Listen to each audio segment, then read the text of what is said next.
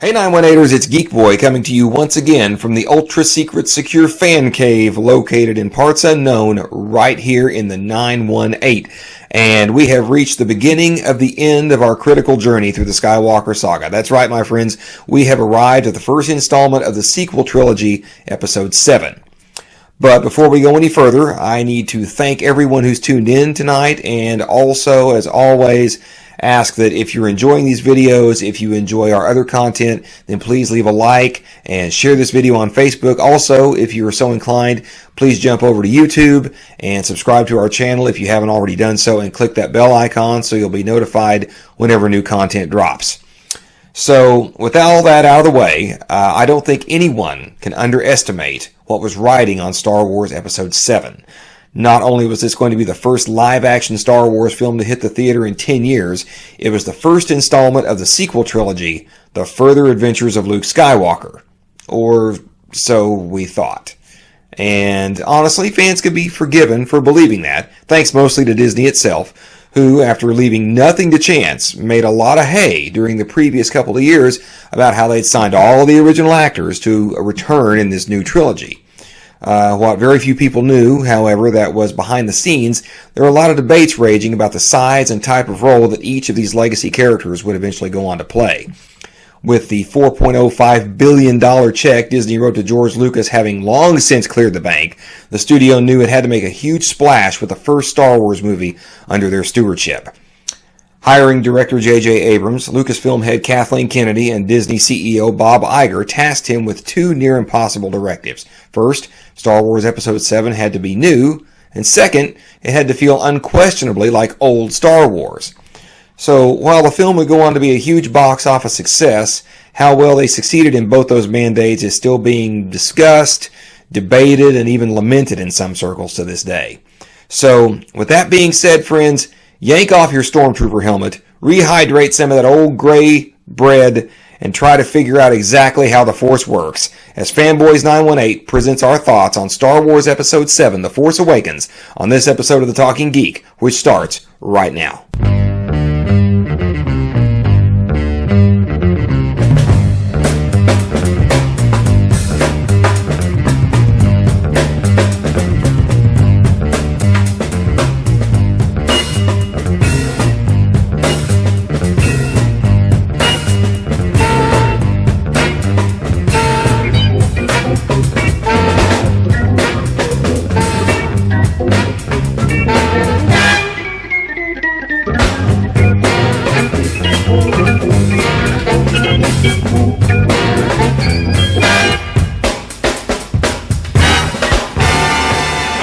Welcome back. It is Geek Boy, and I want to welcome everybody to what would be, I believe, Episode 7 of our 9-part review to our countdown to Episode 9.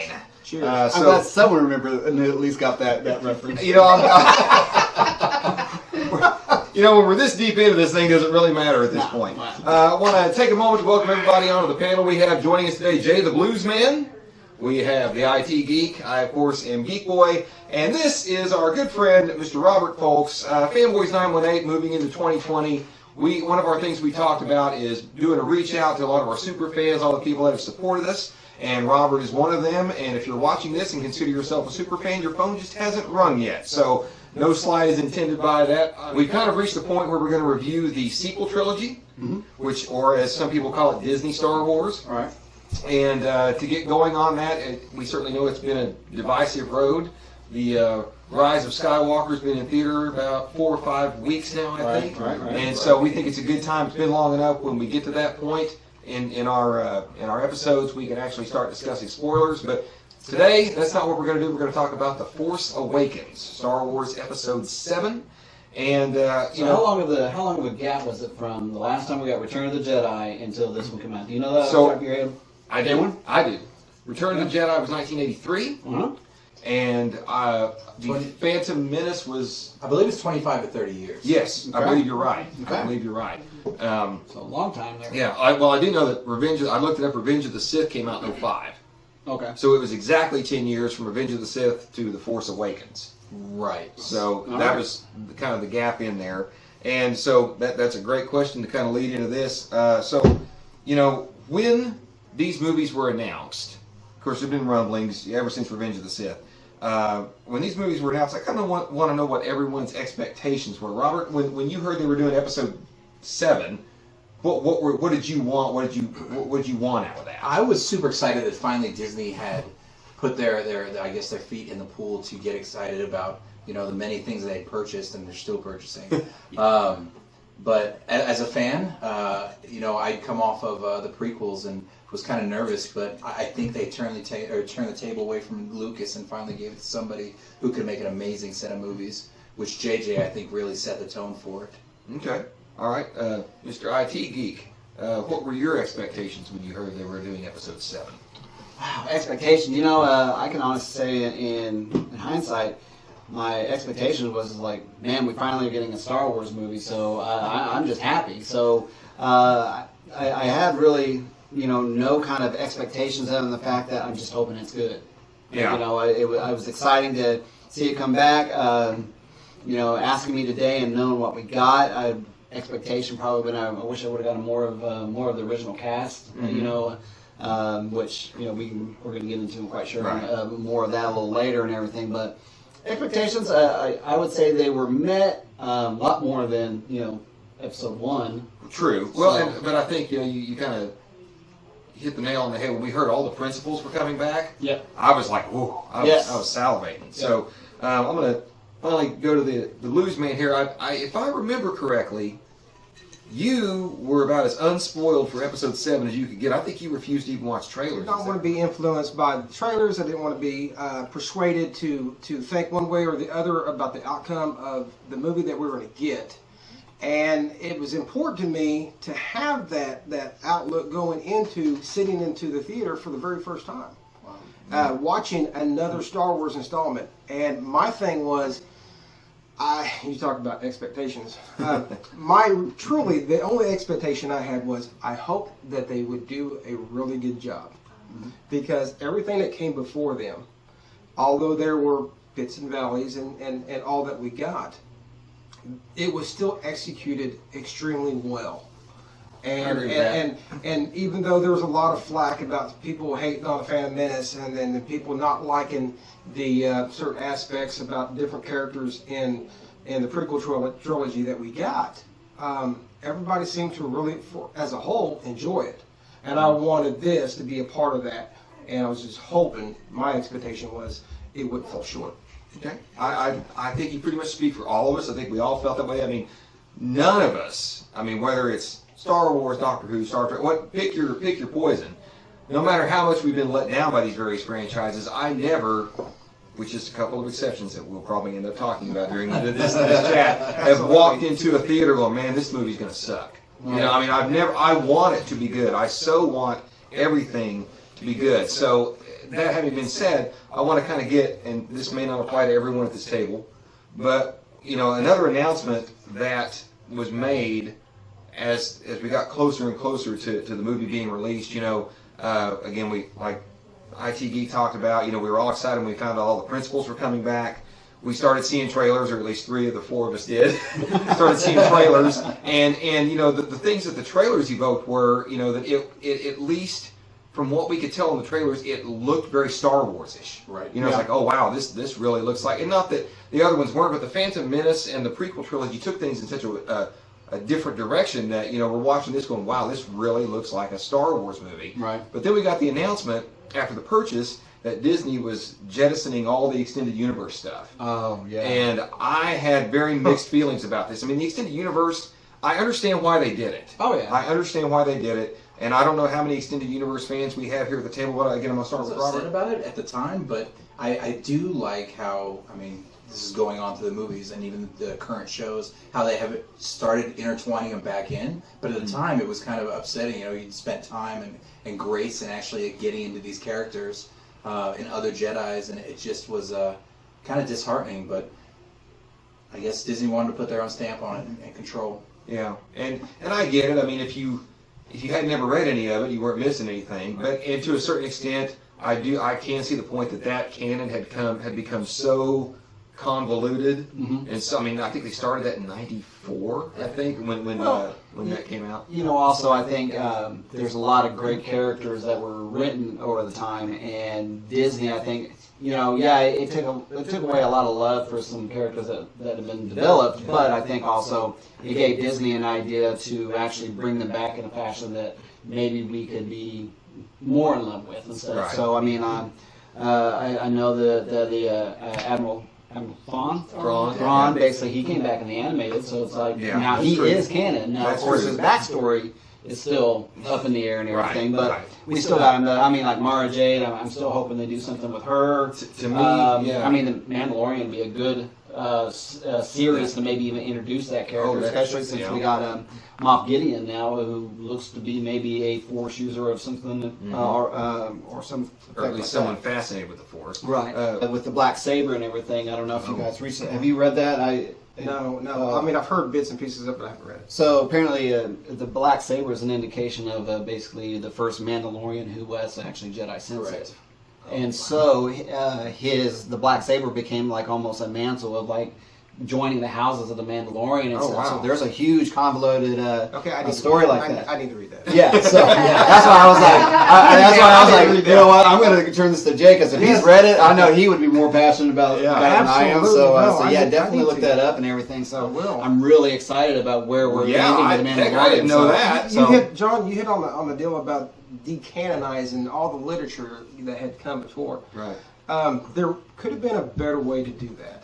Okay. Don't just decanonize it, okay? But take it out of the prospect that it's still canon, but we're not going to officially use it in this. Okay, so it's still canon, but it's not what we're using right now. Because when you take and use those words, we're going to decanonize all this stuff that came up. You kill so many different resources from different writers, from beautiful stories that that I have read. That some of those stories is what really drew me into the Star Wars books. Right. I mean, like I said, the Thrawn. Oh my God, that was fabulous. I was talking to the Wonder Midget about how well the courtship of Princess Leia was. Oh, which that's a gives fantastic book. us That is a great one. a tremendous insight of the Han Solo character and how he actually does come from royalty. Yeah. And that he actually did deserve Leia's hand. So that plus there's so many different about that story. So yeah, that's brilliant. brilliant. Yeah. No, I was just like when they took that out when they took that away from that, I think they actually hurt their storytelling for future. Well, and I like a lot of people, I was hoping that even if they didn't want to follow that canon, that they would mine those books and pick like the Mara Jades and the Thrawns and the things that really resonated with the fans and somehow incorporate them back into this new trilogy. But it, as Kathleen Kennedy said, we don't have comic books and books to do that. So So now that we've kind of talked about that, I'm going to take a deep dive for this moment into The Force Awakens. Because that was our first new Star Wars film in 10 years. We've kind of talked about our expectations, what we'd hope they do, what we kind of winced at, when Disney said this is what we're not going to do. So I guess, the first question is I'm going to start with Robert, your knee-jerk reaction the minute the lights came up, Iris is after, directed by J.J. Abrams, just your initial reaction after you saw The Force Awakens. Well, I think they finally got it right. That opening scene was amazing. I enjoyed the story of between Rey and Finn getting together.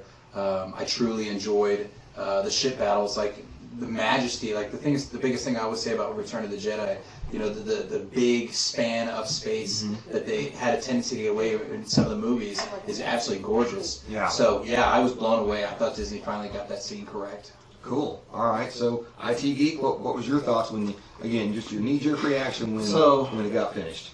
Finished or when it first started? No, when the movie was done, like when Oh, the lights came up okay. and Okay. you're done. Yeah. All right. Well, I'm going to kind of piggyback off what Robert said a little bit. go right In the ahead. fact that the thing that got me when it came on screen, the scene that got me like holy crap is when Kylo Ren stopped that blaster bolt. That was I fabulous. was like, okay, Oh so, my God. So the introduction to a new force power right off the bat, I Right. was like, okay, all right, I'm interested. You got me. You know, I have to admit, because I rewatched it just the other day, I was like, why does it have to be another desert planet? Why couldn't it? Yeah, Jakku. I mean, I understand the way it got started and stuff like that, and it was just like, you know, man, a lot of Force people seem to hang out in the desert. Hang out in the desert, yeah. Lots of rocks to move. It's like you can practice safely there and all that good stuff. But no, I'm kidding. But no, I would say, especially, and so kind of going back to the scene where he started the stop the blaster bolt. Also, the interaction between Kylo and Poe is like, do I talk now? Do you talk now? Yeah, that was great. I mean, the fact of introducing of a new force power, basically the comedic timing right there. I was like, okay, so far you got me and everything. Okay. So, like I said, so you know, when it all came to an end, I thought it's a good movie. I was happy to have a new Star Wars story to look forward to. And so I was excited for the franchise, and everything, especially after such a long break. I was like, okay, I'm back in it. I'm here to see it, and I'm happy to be there. So Okay, all right, that's fair. Bluesman, what were your thoughts? Just your knee-jerk thoughts when you saw The Force Awakens. So the very first opening sequence that we find ourselves watching, with the lights fading in and out, and this is very realistic of those that have served in a military situation where you're going into a combat zone. So that, to me, had a very real sense of true life for these troopers. Okay, and I love the way it was filmed. It looked amazing to me. When they do land, and then the camera cuts, and you see the whole subplot where Poe is trying to get the information that the rebels need. Right. That storyline, the characters that they use for, I guess it would be a Jedi type of character. I'm not exactly sure who he was that had the map. Oh yeah, I can't think of the character. Max von Sydow's character. Yeah. I don't know what his Which name was. we all love him. Yeah. Okay, absolutely. But that entire sequence that was done was fabulous. And then you lead him as in. an actor just looks like a Jedi in my personal I mean, I was like, it's like he's a Jedi. I don't know if he is a Jedi or not, It but he's a doesn't matter. Jedi. He's got the ropes. He's got Exactly. the ropes. He's all in. He is. He's definitely experienced. So had me sold right off the bat. Sorry to And interrupt you, but- No, you're good, brother. So then we get into such a beautiful opening sequence, and then right off the bat, bam! I get hit right in the chest with a plot flaw. And in my opinion, so Kylo comes up, and he's searching for the map that he knows is there, and he kills him, and then he captures Poe, and he's like, the stormtrooper search on him is like, well, the map's not here. Okay, so we're going to take him in custody, and blow everything up and kill everybody and burn the village. Wait a second, you're here to find the map that leads to Skywalker. You know it's here. Yeah. Right? So my thing is, why not? Oh, you see his ship. Obviously, Oh yeah, the this X-Wing. guy Yeah. is sitting here. Search ship. No, let's blow it up first. Right. And then it's like, okay, just kill the villagers. Okay, well, what if one of the villagers is hiding this? Right. Okay, kill them and burn. I was like, okay, guys, whoa, time out. This is a serious plot flaw. The Empire would search every nook and cranny if it was the Empire being ran by Darth Vader. To me, right off the bat, this kind of let me down. This is my first letdown of the movie. Oh, okay. Wow. Okay. There's others to follow. Just warming y'all up. He's got more to first of many to follow for this new trilogy. I felt like Kylo knew that he could pull that information out of Poe. Obviously, Poe was there to get that information, and so when she's captured, which, he kind of repeats the same error twice. He's like, well, I can get it out of this guy. Don't worry about it. And he's like, well, I got Rey. She's seen the map. I don't need the droid. I have a hard copy of this. I can take her interpretation of what the map looks like. Right. All I can think of Spaceballs when you're like combing the beach. Oh my God! As they're going We were in just that talking about scene. that Wow. Here we go. Oh, Can I interject? Just Sure, real quick? absolutely. Because we're talking about how things just now got going. yeah. So my letdown with that sequence that I just described led us to the escape, or the escaping of Finn and Rey. Okay, that sequence when they're running to Oh yeah. that old garbage heap or whatever she called it. That's garbage. That junk pile. Yeah. The garbage will do. Okay, she gets in there, and then they demonstrate a really good teamworking ability to utilize both their assets, and what they know how to do, and what they feel comfortable in doing, and then the shots of them moving the ship around once they were able to actually get the ship up off the ground without destroying half of the little community.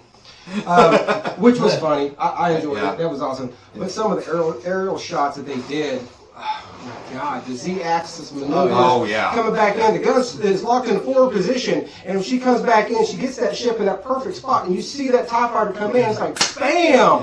It was beautiful. So you get the engines, and basically it just starts to decline, and basically locks it in. Okay, you let me down just a little bit. That was kind of stupid, but that was amazing. Well, and I'm glad you brought that up because that's kind of where I was going next. And I'm going to start with you since you've already started it. What did you think of the new characters? Obviously, you liked Finn and Rey. I kind of take that maybe you like, the new characters that are introduced to this trilogy. What did you think of them? Right off the bat, I had questions about Finn. I mean, he's an Empire guy, so who would honestly trust him? But he is showing signs of, hey, this is the right thing to do. So you want to like him automatically. Rey, right off the bat, she's force sensitive. Right. Okay? Her ability to communicate with whomever, to speak multiple languages and understand different droids, fantastic. Yeah, absolutely. You know that she's going to be a key person to deal with in the coming story that we get. I love Poe, even though he's an arrogant bastard. I'm going to say arrogant bastard because he was a very arrogant bastard. However, yes, I like the characters. I like the first look. We want to learn and associate and like and buy into these new characters. I like it. IT Geek? So I liked Finn because it, and that really actually stemmed from the very first experience and actually being kind of a military guy is like, being forced into the military and then basically let loose on townsfolk and stuff. You have a really gut check moment at that point, and you either choose to follow orders or basically you don't. Right. And being kind of forced into that military and really did not have a choice in it, and you see him kind of go against pretty much all the programming, because we all know stormtroopers basically they're supposed to be just brainwashed. Exactly. That all they're supposed to be is trigger happy and do what the Empire says, and to see him like, no, I'm not going to do this. This is wrong, and he's like, screw this, I've got to get out of here. I was like, okay, I really like the Finn character, and then I also like kind of his honesty, and it's hard to say that because he lies to Rey and everything. But lying throughout the entire movie. Oh yeah, but he apparently you can tell he's just not a good liar, because he's like he's talking to Poe and he's like, I can get you, and he's like, so you need a pilot? I need a pilot. He's not a good stormtrooper. He's not a good liar. He is handy at the cannon, though. He is very handy as a cannon. So so there's a lot of good things I like about the Finn character. The Poe, the arrogant. That is phenomenal pilot. Oh, he is. The one scene where basically, and I know I'm jumping forward in the movie stuff, but basically, where he's like shot down like 12 different freaking TIE fighters, along with about like 10 other stormtroopers on the ground and stuff, and just like one fell maneuver. And I'm like, holy shit. I'm like, Han would have a problem, I think, doing that right there. So I like how they went out. They went out of your way to show he's an ace. Yes. They went out of their way to show. Honestly, as good as Anakin was, and displayed that he was, that was a maneuver that I think that if Anakin would have been alive at that time in his prime. Damn, that's a good pilot. Yeah. So, so Rey, again, I had no problem with that character either. It was kind of. Again, it's back to the desert. I'm like, okay, so she's going to be the force-sensitive person, because it just seemed a little too harken back to, episode 4 and everything. The BB-8 character I thought was I know. It was a great idea to kind of keep that homage going as well, with having a droid interact with them and kind of be part of the adventure. And just all in all, I enjoyed the characters and especially the way they were being developed in the movie. Okay, all right. I want to say that immediately right off the bat, I was intrigued by the character of Finn. Yeah. Okay. A stormtrooper who lays down his arms because he knows this is wrong. I just thought, man, this is rich. Yeah. I mean, storytelling wise, it doesn't get much more rich than this. I mean, Right. like you said, okay, so our Force user is now a girl living on a desert instead of a boy living on, and I liked Poe. With that first line, I talk, you talk, you talk. Oh no, it's and then comic gold. you got a mask thing going. I can't really understand. That was just, I'm like, oh my gosh, that was just fantastic for that character. But yeah, I really did like that, and something nobody else has brought up. I love Darth Emo or Kylo Ren. I mean, when he throws that fit. When he, Did you just call him Darth Emo, yeah. I mean, when he throws that fit. Which one? Two stormtroopers Which turn one? the corner, Yeah. I'm like, oh my that gosh, way. Yeah. this is fantastic. At least I mean, three. yeah. At least And three on if you camera couple fits. that fit with what you said earlier about catching the blaster bolt. I know. I mean, and I know some people that didn't like that. I'm like, dude, that's awesome. Now, I think the trilogy as a whole did the character a disservice because you set him up as someone who could catch a blaster bolt midair, hold it there and have a conversation with someone, walk away, oh yeah, and let that thing go. To some of the things that happen to the character later, I'm like, I don't think we're being written consistently here. But I will get into that, but I disagree on some points. okay. But we'll see where we go from there. we'll see where we go. So Robert, the new characters. New characters, hands down. I mean, it's really easy to say that the light side was phenomenal. Rey was really good. Finn had no problems. Poe, I'm kind of the dissenting character. Oh, that's Yeah, fine, that's fine. Poe, with no backstory, you can't really buy into that character so quickly. Okay. I now like how the comic books are giving you backstory and kind of selling you on them. Kylo Emo, or Sith Emo, or Darth Emo. Darth whatever you Emo, call him. yeah. Again, I think it was flat. Oh, really? I think as an acted character, I loved his scenes, but give me some animation. Like, I mean, come on, we did go from Anakin, which was flat, and then finally got a really good like Darth Vader, and then Sith Emo was like, Sith, I hate the world. So I think, But no, I thought it was great. I love General Hux. I mean, Oh, I think he General was Oh, on you the comic. did? I love Oh General my Hux. gosh, I thought he was Colonel Klink. I mean, he's a perfect example I of thought Colonel Klink. he was Colonel Klink of the First Okay, Order. but man. wait a second. Now, along those lines, he's a character that embodies everything we want to hate about the Empire. Correct. Okay? Yeah. And he did that as an actor in that role 100% successful. Correct. I loved him, and in that scene where the scene that always like brings me back to how much you loved him is where they're just about to destroy several different planets, and he's standing there, and you have like fields of stormtroopers and fields of all types, and he's just a majestic lead of the group Yeah. where Oh, you yeah. never like see that again for him this series. oh yeah, I agree. I mean, that scene where he's delivering that huge speech to all of them, I was like, man, that Oh, is yeah. stirring. Beautiful I mean, scene, that actually. was like great performance and a great speech. But yeah, so I agree. I love the General Hux character. Okay, well, I guess I'll be the dissenting person on that, Blues Man. I was going to say that absolutely, I completely agree with IT Geek. During that scene, that he to the mass troops, when he's delivering it, it is so perfectly done. I'm in the theater, and I'm getting goosebumps. Right. Wow. Okay, Wow. this is a speech. If I'm serving, I want my direct leader, my leader of all of us, this entire garrison, to speak so eloquently and so perfectly with drive and ambition and just the passion that he did. And I was like, oh my God, this is awesome. I mean, to kind of even compare that, the only other time I've heard, well, I mean, there's been other great speeches in movies like Independence Day and stuff like that, but most recently, I mean, if you've seen the Crimes of Grindelwald and stuff, the speech he gives at the end to the whole, I mean, dude, I was like, I think I'm on his side now. So I mean, but yeah, I mean, like you said, if back in the military, if he'd been my commander giving that type of speech, I'd be like, let's go kill someone. Where are we going? Yeah, let's Yeah, go. go. Let's go. I want to talk about what was everybody had a favorite moment or moments or scene or scenes, you know. I mean, we've already talked about one that Blues Man talked about with the Falcon going up and then losing that, dropping that momentum and coming down.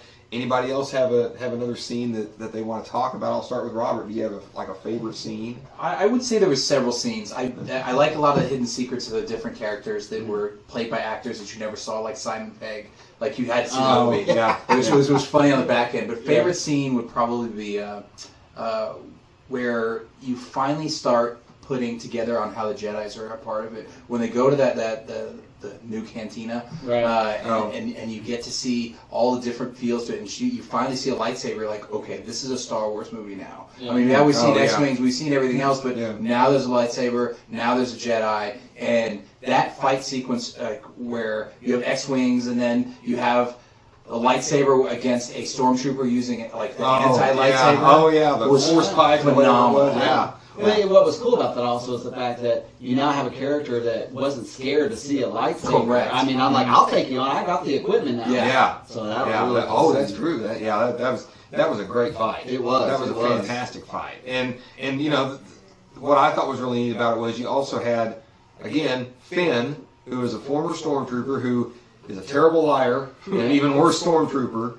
But again, he's brave. Oh, yeah. And he's like, I don't even know how to use this weapon, but I'm going to take you on with it. I thought that was a great character. More than one character. Yeah. He's like, I mean, And I thought that was a great. Stepping ahead, tell me he's not force sensitive. That was kind of my little lead-in right there. Yeah. That was showing that he is at least force sensitive. he's got to be. I mean, And the do we instinct really has to need be. that? Yeah. Probably not, but yeah. That's okay. That's all right. So, let's see.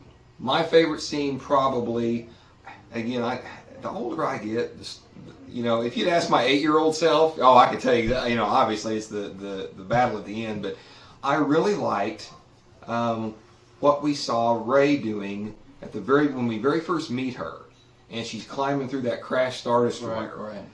and she's scounging, this is her day, this is her daily life, to me that was her version of the Twin Sunsets, or fixing the evaporators or whatever, because she has to do this. Trying to get some And she's whining about how many pieces of dehydrated bread she can get for him. I also loved who doesn't love the second that Han Solo and Chewbacca walk on board the Millennium Falcon. It says we're home. We're home. Yeah. I mean, that's just. That's fantastic. Part. I mean, even though I have issues with how the whole thing came about, seeing Harrison Ford embody Han Solo again, and again, probably my other favorite character moment is, that's not how the Force works. That's not how we'll use the Force or something. That's not how the Force works. But setting that all up, the best part of that scene is where they're walking out and they're like, oh, that's a junk ship, and you don't see it. Yeah. And then it pans, you're like,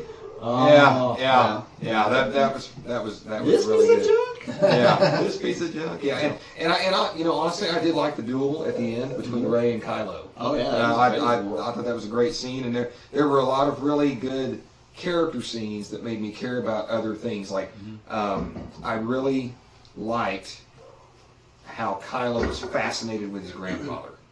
I thought that was really, really neat. Advertise. I really enjoyed that. When I feel the pulling of the light. Almost as like, it's like I want to be good, but you're cool, Granddad. I want to be cool like you. Almost idolizing his grandfather. Turning away from what would have been what he knew the right thing to do is versus what he thought the way to power was going to be. Right. So. Have we covered everyone's favorite scenes or moments? Or anything else? Not mine. I would. So I'm gonna. If you don't mind, I'll. No, you go right ahead. Save the best for last. I'll bring up the rear. So, kind of giving a shout out, like you said, with Simon Pegg. I mean, the one that is Daniel Craig. Where you will release my binds and leave and I'll tighten those binds. Exactly. And then she's like, and you'll drop your blaster, and I'll drop my blaster. So those are kind of moments that I like the Easter eggs like that and stuff. So I know I've said I like the blaster bolt, the comedic stuff between Poe and him. I would say probably the scene where she finds the lightsaber and you hear all those echoes and stuff of past actors saying stuff. And what's kind of cool is that in the theater I never caught it, but of course when you play it at home and you bring up the subtitles, subtitles, the closed captions. Yeah, I did that. And I'm like, oh my god, I didn't even know that was that voice. And so you know, Obi-Wan, and then there's not only that, there's the Obi-Wan, but it's also Ewan McGregor and voices doing it and stuff. Yeah. So I was like, oh wow, that's cool. So I mean, you know, that was a really cool scene for me, was that seeing that how they were bringing it all together and stuff like that. So that was one of my favorite scenes. Which leads into an Easter egg for what we got in the last installment, revealing that all the Jedi come together. Yes. Which I'm going back and actually watched it again today. Spoilers. I was like, you know, that was really cool that they put that little tidbit in. So yeah, I'll lead in with. I said one of my favorite scenes was Finn and Rey and blasting TIE fighters, but trying to get away from the TIE fighters on Jakku. I felt this movie gave us a lot of good little throwback hints, homages with to the Empire and to Jedi. Some of them good, some of them not so good. I did love the cool scene with the X-wings coming in over the lake. Oh, it's gorgeous. Oh yeah. That looked so perfect and so beautiful. Yeah. And then of course with Poe doing his aerial assault onto the unsuspecting TIE fighters that were caught completely off guard. Yeah. That entire sequence looked fabulous. Stormtroopers coming out and you know they're being big and bad. Oh my God, we got resistance fighters coming in, and that was just so well done. So I love that scene. I think it was John that said something about the end battle scene. Oh yeah. Okay. I will agree it looked good. I disagree that's one of the best scenes of the movie. Okay. Because this scene felt like it was a rehash of the Battle of Endor in Return of the Jedi. The way everything was mapped out. Mm-hmm. So we're going to go from the planning phases. Well, we got to do this. We got to have a 2-part deal. We got to have we got to have we got to have a ground assault team, and we got to have space combat, and we're going to do this, and everything felt exactly the same. Yeah, but didn't a good chunk of this movie feel that way also? Oh yeah, I mean, you could honestly line it up. It kind of feels like it took elements from all 3, 4, 5, and 6. I mean, it's like the desert. You have Tatooine. You got the like you said of So again, it looked good, okay, but it's like so I'm watching a new version of the Battle of Endor. We just don't have the Ewoks. Now again. I know somebody can hear it. So Ewoks, the other tasty white meat. There's some Ewok fans around. Yes, I know. The other lightsabers stay on the table. The other thing I had an issue with this show, with this movie, was the vocabulary errors. Okay, that we have become accustomed to in the Star Wars realm. Okay, so I'll give you, for instance, deep here. Critiques and criticisms was my next topic. This is the fandom. Yeah. Where the fanboys get too mean. That's okay. Right. So I sense light in him. That phrase, I sense the light in him. Whenever in the original trilogy or in the prequel trilogy did we ever hear the phrase "I sense light in him"? It was "I sense the good in him." Mm-hmm. Okay. So they screwed that up right off the bat. Which leads into different other little small things, because this is how nerd-ish that we get. The phrase, it absorbs the planet killer weapon. It absorbs the sun. No, I'm sorry, that is a star.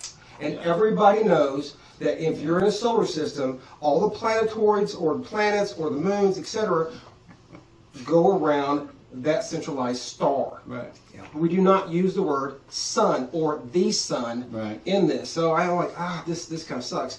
And then you get which leads into. Please don't write. Please don't read anything I ever write, because you are gonna tear me apart. No, get the burn cream. So. Hey, here's the thing though. We're not paid hundreds of thousands of dollars to get this stuff right. Now, if we were, we would have people like us saying, "Don't say that." Yeah. Okay. The other thing was in the powwow leading up to the Star Killer plan of destruction. Okay, so there's we're going to do this, we're going to do that, and this is going to be kind of hard. And C-3PO comes up and says, "It will take a miracle to do this." Okay, first of all.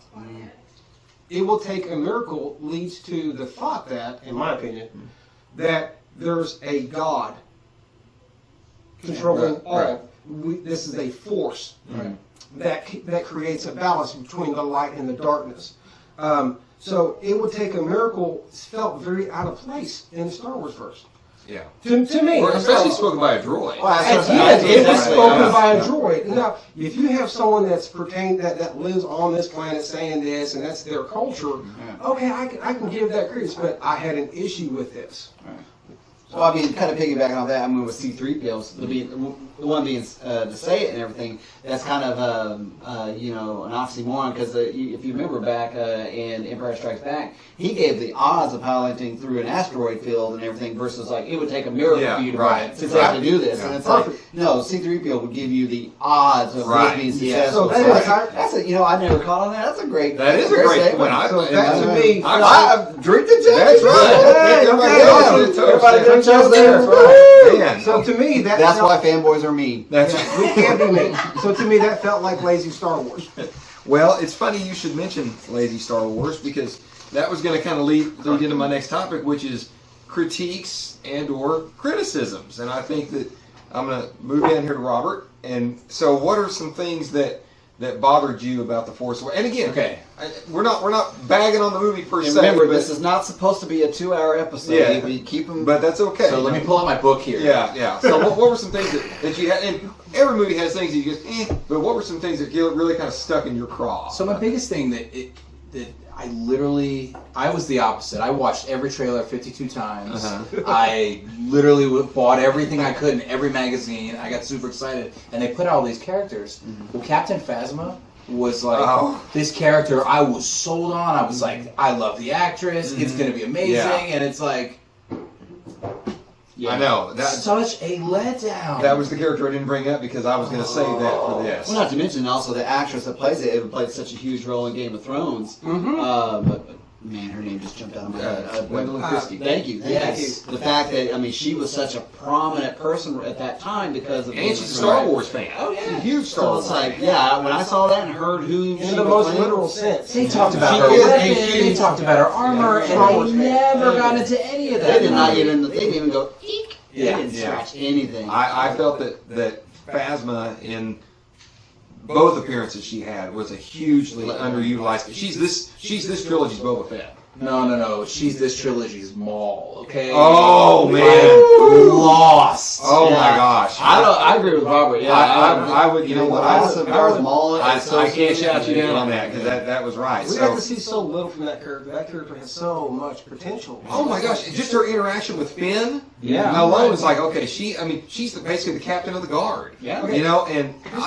And everybody knows she's female. Yes. And she runs a very, very tight ship. And it's like that entire garrison on that ship reports to her. She answers directly to General Hux. and Kyle, Hux. pretty much. And it's like, damn, that was a brilliant position to put her into, of having that much control. And I love it. I mean, just under. Well, and I think part of the reason was, and one of the criticisms that I've heard other people say that I agree with, I think The Force Awakens has too many characters. Correct. I think there's too many characters just introduced all at once, or trying to. You've got Phasma, you've got Hux, you've got Kylo Ren, and you've got Supreme Leader Snoke, which we'll talk about that eventually. And then you've got Poe, you got Finn, Rey, BB-8. Plus, you got a host of other things. C-3PO coming back. You got Leia, you got Han, you got Chewie. so too much. Maz Kanata. Maz Kanata, Where's that Wookiee? Yeah, where's my Wookiee? Which I love the fact that they hint on how old that character is. Yeah. And she has been running this watering hole for 1,000 years. I've been here through so many different generations of these dark characters. Right. And it's like, wow, she really has been. But not as a Force user. You feel like she's this trilogy's Yoda. Like she's going to be somewhere in the background of the story, and she knows what's going on, and she has the history to be able to put it in the right direction. She doesn't have the force. She's not force enough to give the Force direction, but I think she's Force sensitive enough that she hears the echo, she knows the talk, she knows the lingo. Right. Yep. She can provide you advice and guidance, though she may not be able to train you on how to possibly use that. It's just kind of like with some characters have the ability to force heal other people, and can help other people and can help see, maybe help predict, but not always all force encompassing. Right. But she definitely had some type of ability. Oh, yeah. I would agree with that. And well, again, the character's been around 1,000 years. Yeah. They're going to. I Yes, mean, that's yeah. just. I think that Absolutely. was a great thing. But on the other hand, as with Captain Phasma, Whatever. however it's pronounced, and Maz Katana, I think one of the things that plagues a lot of J.J. Abrams' work is in this, which is there's no dramatic through line. There's a lot of things dropped and hinted at, but ultimately The Force Awakens fails because, now, well, it doesn't fail, but it bothers me because it's like, what's this movie about? Like, oh, it's about finding a map to Luke Skywalker. No, it's not. It's about this character Rey discovering who she is. And okay, no, it's about Starkiller Base, and there's just a lot of things going on that, you know, I talked about when we reviewed Episode 4.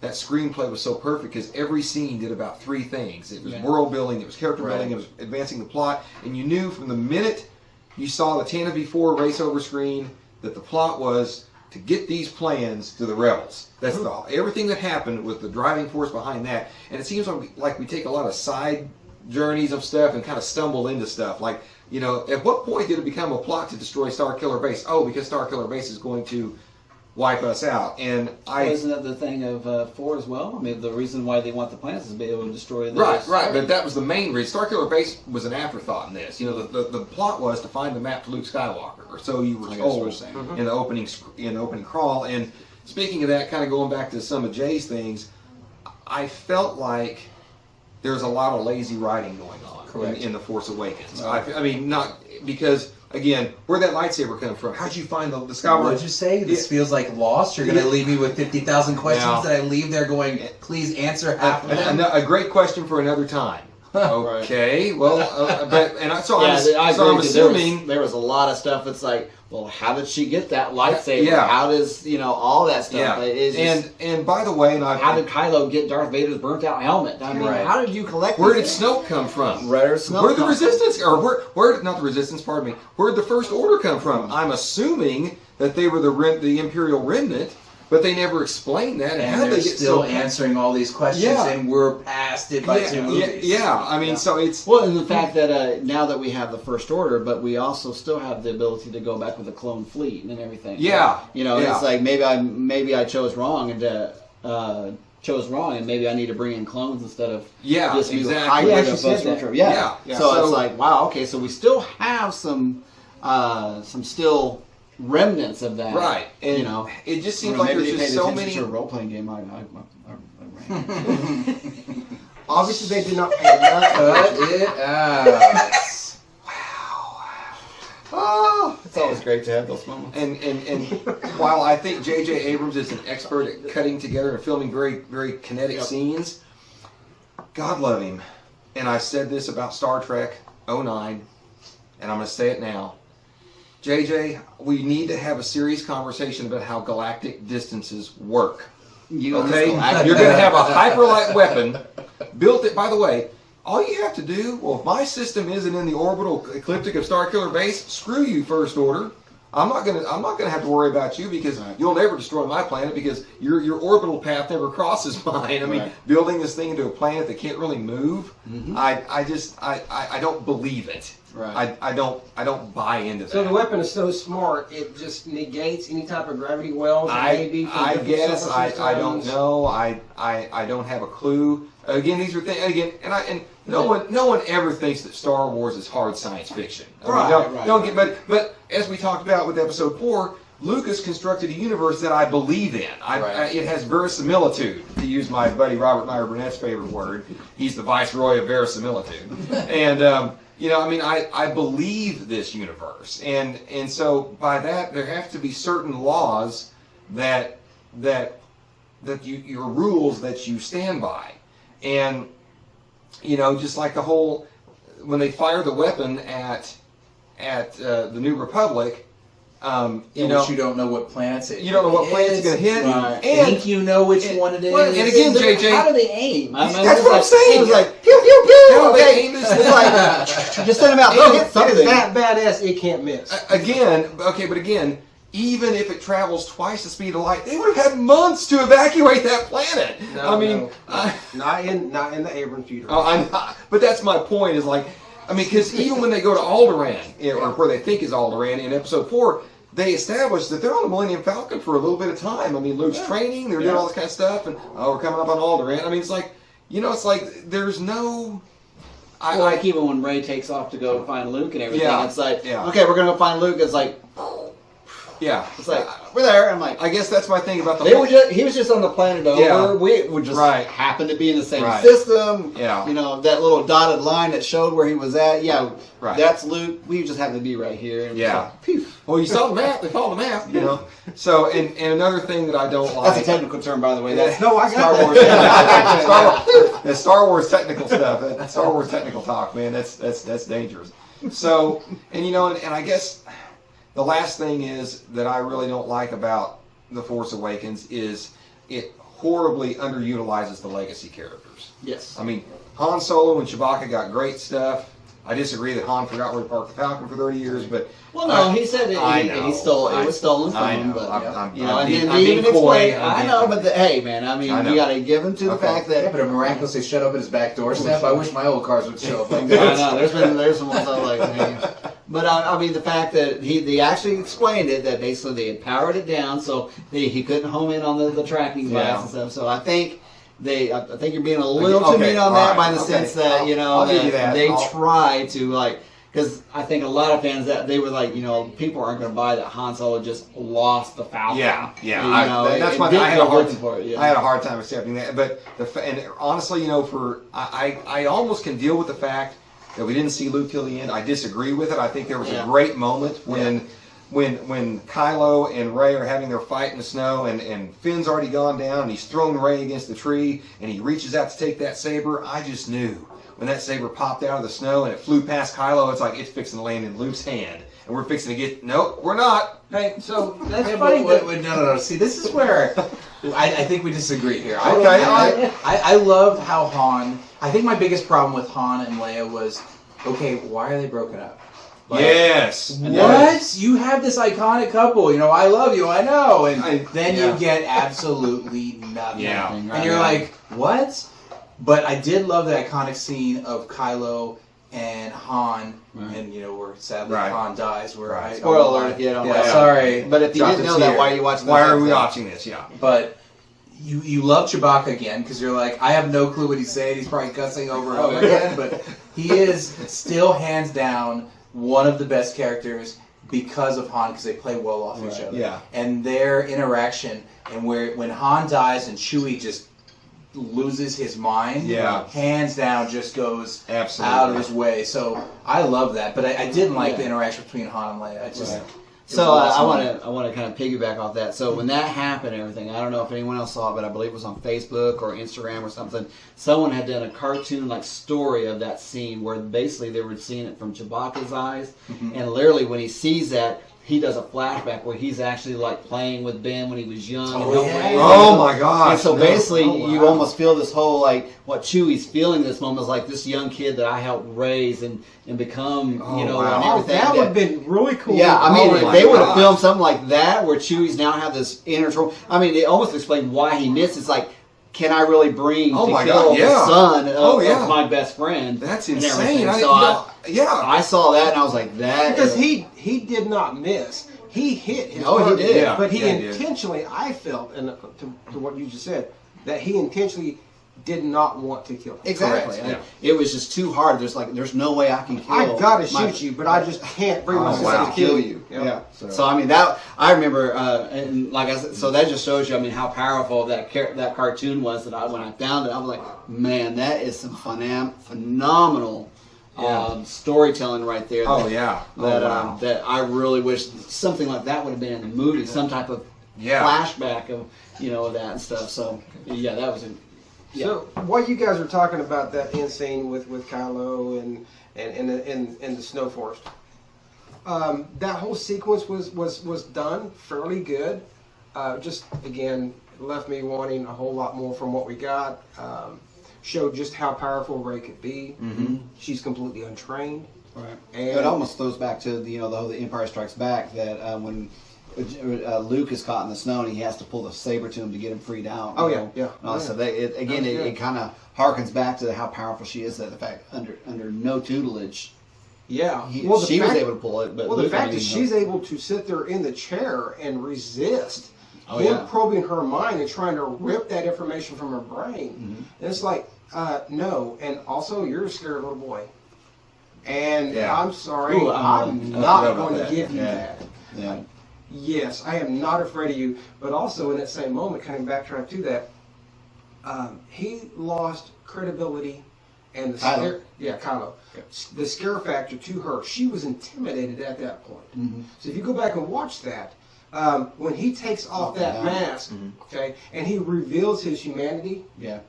he loses Right. that moment of superiority in that scene. Well, that's why he wore the mask, because he was afraid he could never live up to his grandfather. She says that to him. Oh, That's yeah. why you wear that Well, mask. and he proved that point to her. What's kind of cool about that also scene is that they deleted is the fact when he slams that helmet down into that like bucket of like ash and stuff like that. Darth Vader's ash. Yeah. What? Well, I'd actually heard that as those were the ashes of people he had formerly like interrogated and then basically Oh, wow. destroyed, and so he kept them there as a symbol of who he's eliminated. during Again, a the question journey. unanswered. Yeah. Exactly. I'm I mean, like, I wasn't really worried about that, but Oh, yeah, but I, but- like Robert, I just figured it was Vader's ashes. That's just So, what I assumed it was. but yeah. So I mean, and again, that's one thing that I guess kind of going back to critiques and criticisms is like, well, what scene was that supposed to mean by slamming that helmet down into that bucket of like Yeah. whatever it was? And it's like you don't, if you don't give us that explanation, that literally scene that means nothing to anyone. Yeah. Wow. Again, another question unanswered. That's Dun, it. dun, dun, Yeah, dun. yeah. So we have a very long list of those Yeah. questions by the end of this movie. And unfortunately, I don't, because of what happened later, not all those questions get answered. But for the time being, we're going to kind of wrap up our talk about The Force Awakens. Upon its release, despite some of these criticisms that I think are very valid, it was a monster hit. Right. I mean, it went on to gross over $2 billion. That's billion with a B. Dollars worldwide. I mean, that's a very exclusive club for your movie to be in. I mean, unless you're in a Marvel movie, a Star Wars film, I think, an Avatar, I guess. Right. There's not very many movies in that category. And the other thing that makes that interesting is nearly half of that box office came from the United States. Right. That is unheard of for a movie to make almost $1 billion domestic. Right. I mean, that's a lot of moolah for Disney to take home. Oh yeah. Well, So- I mean, it just goes to show you. I mean, you wait so long before you give the people what they want. They'll spend Yeah. the money in the hopes that they're going to get what they want Right, and stuff. But I think, as we'll discuss later, in the following movies, that's why maybe they didn't do as well as they did. So how many, in your opinion, how many of those fans that spent all that money left the movie feeling that it had a very anticlimactic ending that could have that ending itself could have been left on the editing floor? Oh yeah. Okay. Could you not just cut right there? She's in search of that. I would agree with that. Okay. That would End have it been right a good. there, which leads into what we see in the next movie. Having her actually arrive and then have this face-to-face and then nothing happens, that's just a waste of time. And But it was such an epic scene. Like, you're like, Yeah. well, and we've been waiting for and it. then 3 years later, you're like, Yeah, but, what? but the scene That's itself, what we were waiting for. Yeah, but the scene itself was an epic failure. Right. Yeah. Okay, because to quote the Water Midget, she said the ending was not only anticlimactic, leaving us with a flaccid ending scene. So, yes, she did. Wow. She That's actually very said Wonder that. Midget, yes. Absolutely, and I honestly agree. I couldn't agree more. Yeah. It's like, okay, that's it. That's what you're going to cut to, and then roll credits. It was your comic book scene. It was that moment you just got to the end of the issue and you're like, dang it, I just finished issue 21 and I'll have to wait for 22 for, Right. 30 to 60 days. Right. On the other hand, had they held that scene back and just had her going, then they could have. Honestly, I think it hamstringed them a little bit on what they had to do in The Last Jedi. Absolutely. I think they could have done it would have freed them up a little bit to do something different, or even something totally not even that. But it is what it is, and decisions were made, and we do know that this trilogy was not well planned out. Right. Because despite its flaws, I still find The Force Awakens to be an enjoyable watching experience. Right. It is my favorite movie of the sequel trilogy, which you may think is damning with faint praise, but I do think that it is. Knowing your hate for some other ones, it's like. So anyone else have any final thoughts on The Force Awakens before we close out? As a fan, I loved it. I got to the end of it. I mean, don't get me wrong, it wasn't a 10 out of 10 by any means. Right. And like we've said on this panel over and over again, it had its flaws, but I left that movie that I thought finally somebody was putting it in the right direction. Right.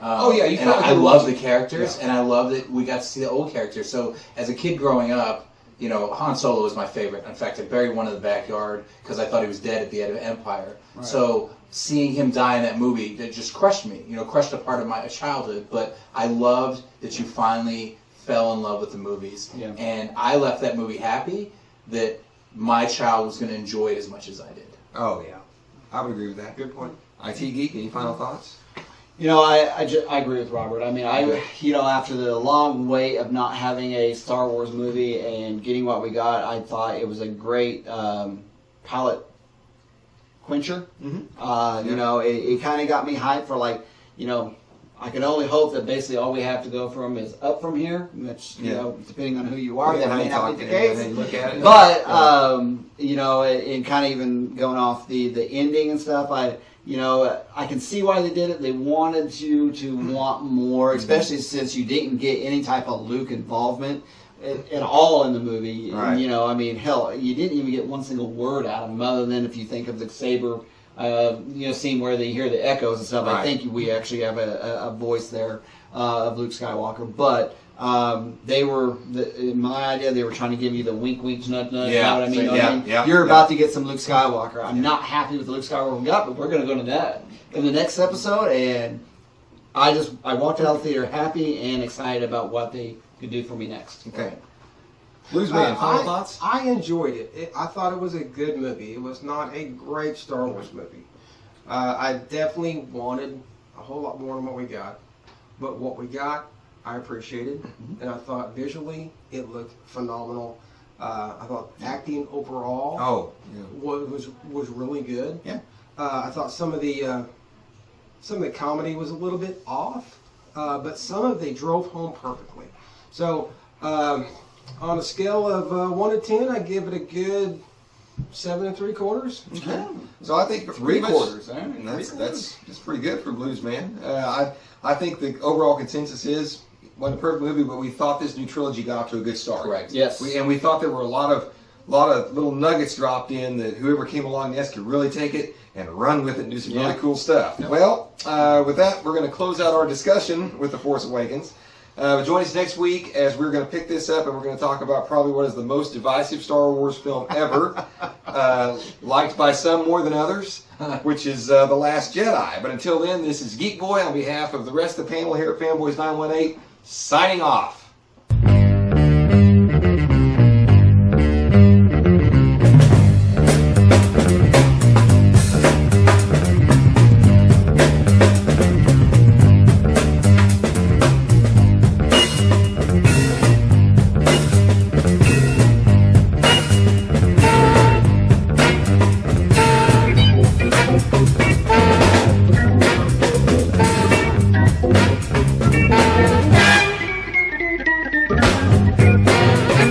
Thank you.